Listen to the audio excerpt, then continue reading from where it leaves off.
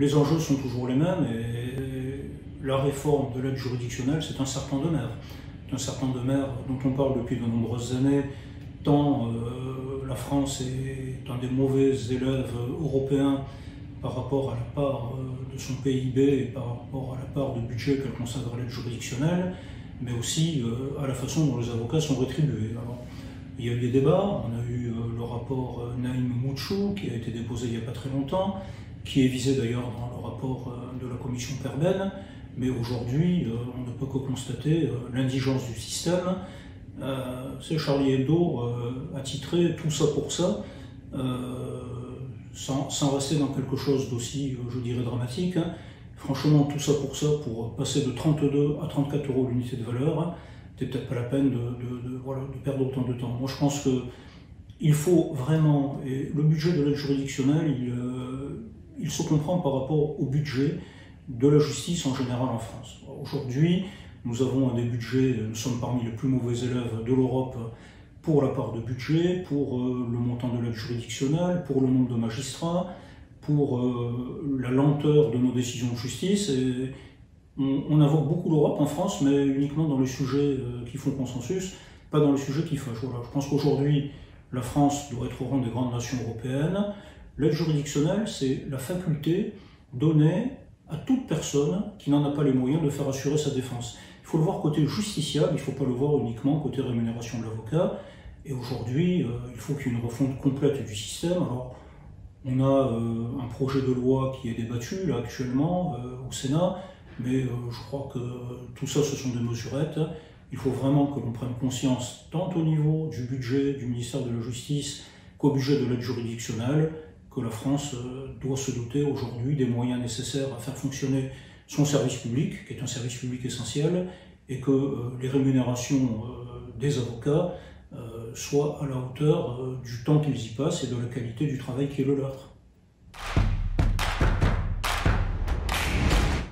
La réforme des retraites, si j'étais garde des Sceaux issu de la profession d'avocat, je serais justement le premier avocat de France pour défendre le régime que nous avons créé nous-mêmes, parce qu'il ne faut pas oublier que ce régime a été créé par les avocats dans la mesure où le système d'État ne voulait pas les intégrer. Il ne faut jamais oublier l'histoire des institutions. Et aujourd'hui, quand on parle du projet de réforme des retraites, le volet concernant les avocats était un des volets d'une réforme plus générale dont on n'entend plus parler aujourd'hui, puisqu'on est dans des périodes de tension sociale extrêmement fortes et que la moindre référence au retour de la réforme des retraites pourrait provoquer à nouveau un embrasement social. Pourquoi je serais le meilleur avocat de la défense de notre régime? Tout simplement parce que ce régime, il se finance tout seul, parce que ce régime, il correspond grosso modo à la rétribution de l'activité économique des avocats et au niveau de leur cotisation. Enfin et surtout parce que ce régime, de par ce qu'il redistribue tous les ans au régime général de la nation, est un très gros contributeur. Donc aujourd'hui, on a un régime que nous gérons seul, avec notre aspect, je dirais, particulier d'honorer les retraites de nos confrères, mais avec également un volet collectif très important qui est celui de contribuer au budget de la nation.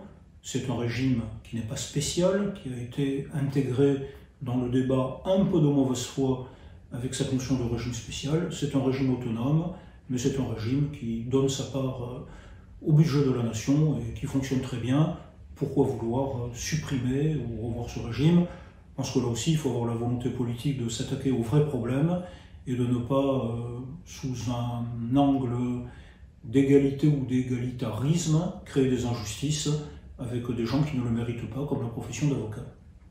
Et surtout, ce régime des retraites ne peut pas être vu de façon isolée. Aujourd'hui, les avocats ont un régime de sécurité sociale nettement inférieur à celui du droit commun. Les avocats n'ont pas de congés payés, les avocats n'ont pas de chômage. Il faut prendre tout cela dans son aspect économique en général et ne pas s'attaquer à des branches d'une activité sans voir l'équilibre économique général de la profession. Voilà. Donc si j'étais avocat, si j'étais garde des Sceaux, je vais faire un lapsus, si j'étais garde des Sceaux anciennement avocat, j'irai plaider le bon sens auprès des gens qui sont en charge de cette réforme si elle revient un jour.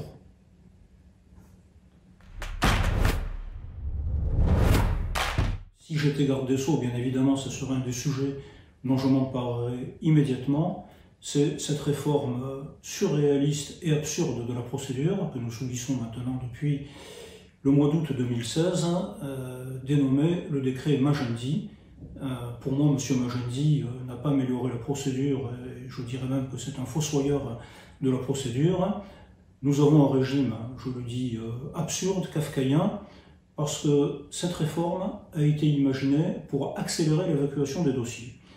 Tout ça est d'une grande hypocrisie et j'ai la faiblesse de penser que cette réforme n'a pour but que de supprimer une partie de la procédure en créant des filtres de recevabilité, des filtres de caducité, en créant un système couperet de guillotine à tous les coins de la procédure qui n'a aucun sens par rapport aux enjeux poursuivis.